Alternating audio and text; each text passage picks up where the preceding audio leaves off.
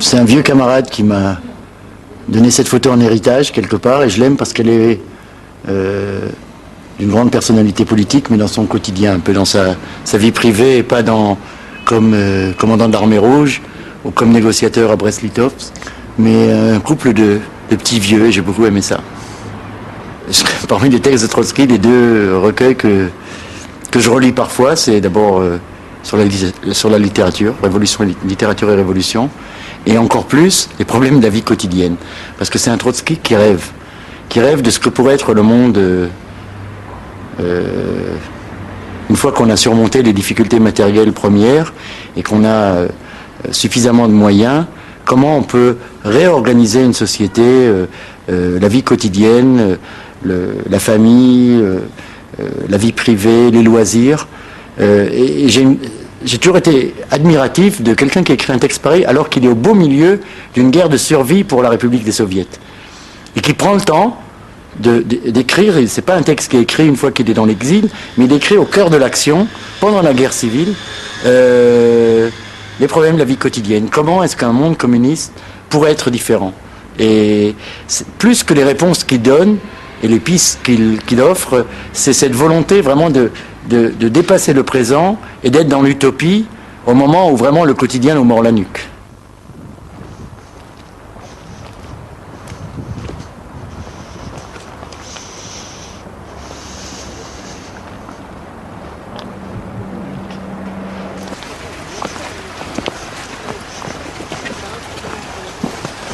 Ça, c'était leur maison, juste derrière.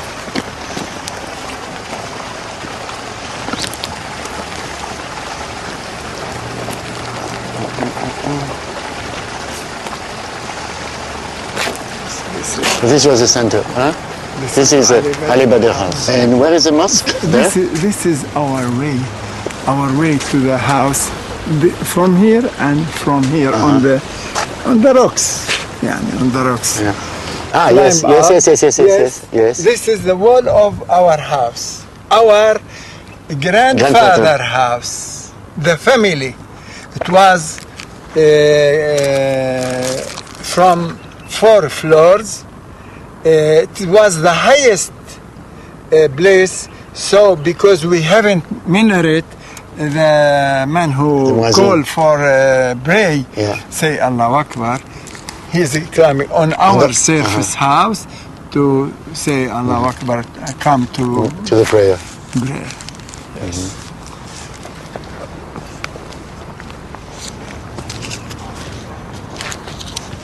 You know what means sabr?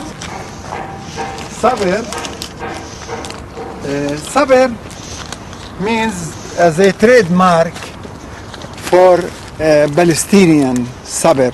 Where you can find sabr, it means there was a village here. Il dit là où il y a des figuiers de barbarie, c'est le signe qu'il y a eu un village. Yes, like the olive tree now. Where you go in Palestine, you can see sabr. You know by yourself that there was a village here. These sabrs. I used to come and to eat.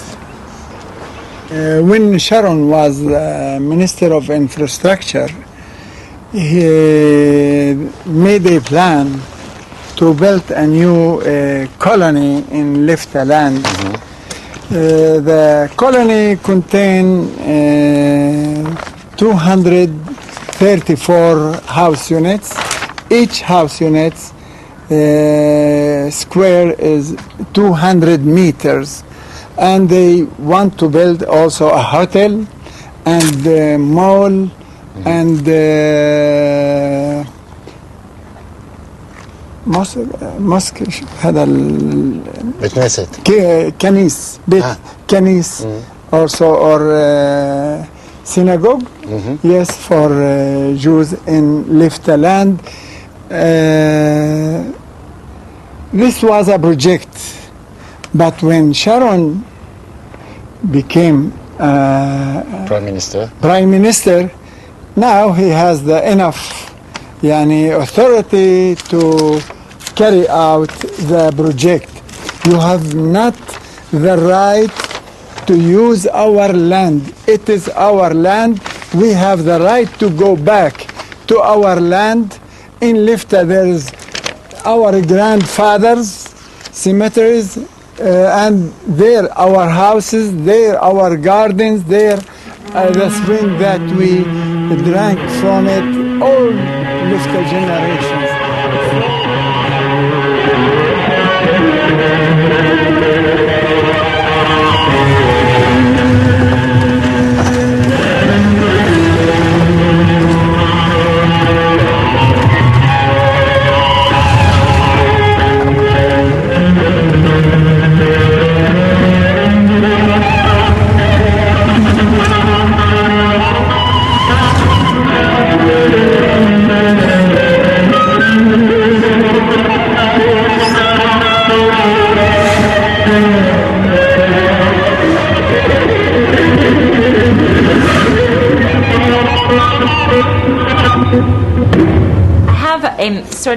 J'ai une question, un peu métaphysique peut-être, mais beaucoup de gens s'interrogent sur le sionisme et son pendant, l'antisionisme.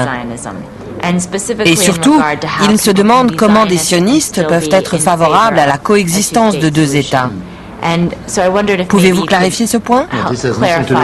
Ça n'a rien à voir avec la métaphysique, c'est de la politique.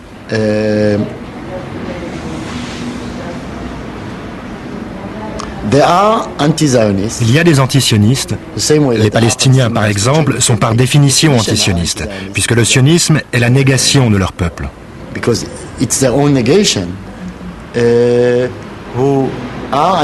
sont antisionistes, mais ils acceptent la réalité de l'État d'Israël, par pur pragmatisme. Ils se disent « Ok, c'est une réalité ». Or, déformer, déstructurer, détruire cette réalité serait trop difficile et exigerait à tous trop de sacrifices.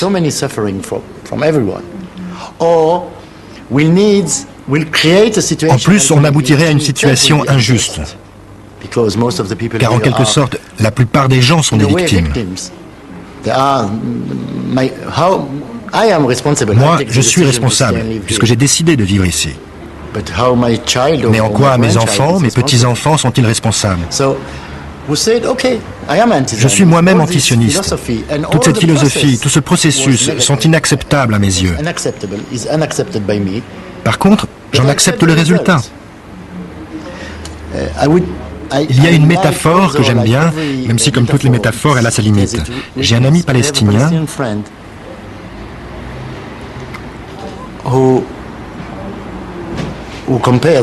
qui compare l'État d'Israël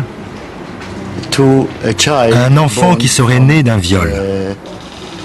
Un viol est un viol, c'est inadmissible, c'est un crime. Mais l'enfant est un enfant. Et moi, disons que je suis sa mère, la terre. Je suis la mère de cet enfant. Est-ce que je devrais moins l'aimer parce qu'il est le fruit d'un viol? Elle a beaucoup de limites, comme toutes les métaphores. Mais elle contient une part de vérité. L'État d'Israël est le produit du viol de la Palestine, de la destruction, de la négation de l'autre. Et cette communauté nationale devrait être acceptée pour ce qu'elle est, c'est-à-dire l'enfant né d'un viol.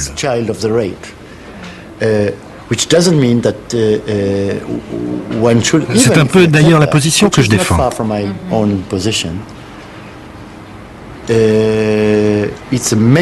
C'est un défi majeur. Comment détruire ce mur? Comment rendre possible la coopération, malgré la tentative très largement acceptée en Israël de nous séparer à tout prix?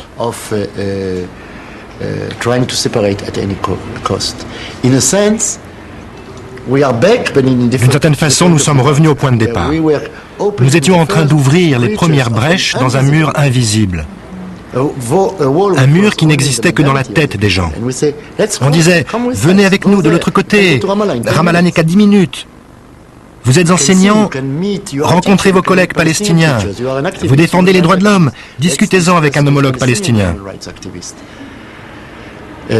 Notre principal but, avant, était d'être un pont au-dessus de ce mur invisible.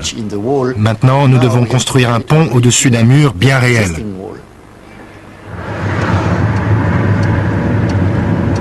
Alors ça c'est typique, c'est une ambulance qui est coincée au checkpoint. qui doit rentrer à Jérusalem et on fait les contrôles. En attendant, le mec il peut crever. Une ambulance palestinienne qui veut rentrer à Jérusalem.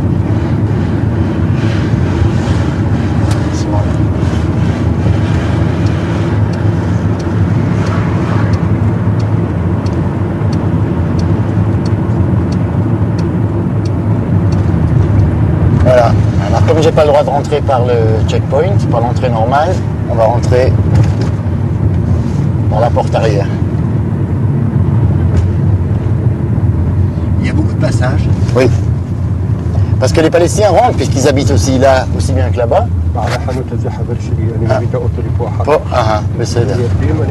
Ok. Il va garer sa voiture là, c'est un copain à lui. Voilà, c'est là qu'on passe. Il faudra l'attendre un peu parce qu'il va se parquer chez son copain. Et voilà. Et encore une tour. Bon, pour l'instant, il n'y a pas de soldats, ça va, on peut y aller.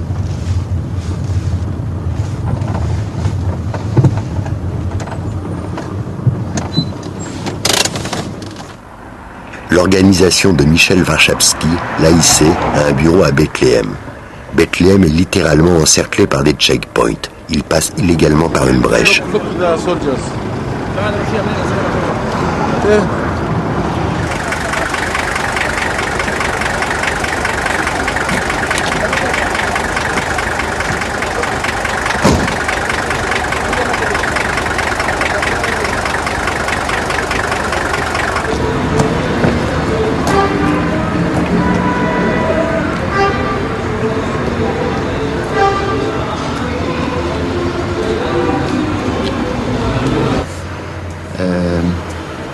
Nous sommes en train d'organiser la première visite de l'IFTA. Nous travaillons là-bas sur place.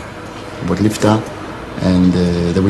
y aura une grande campagne de protestation parce qu'ils veulent détruire l'IFTA pour construire un quartier riche, un centre commercial, un hôtel, etc.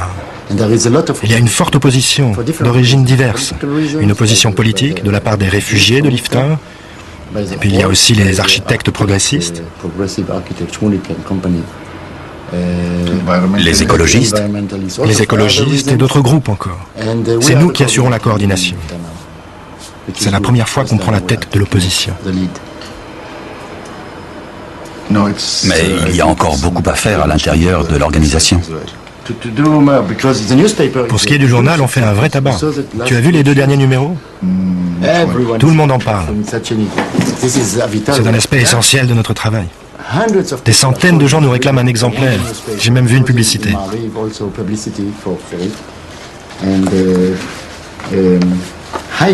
C'est de la grande qualité, de la très grande qualité. C'est rare que les gens lisent l'AIC de A à Z. Il est tellement épais. Mais les articles sont intéressants. Ils vont au fond des choses.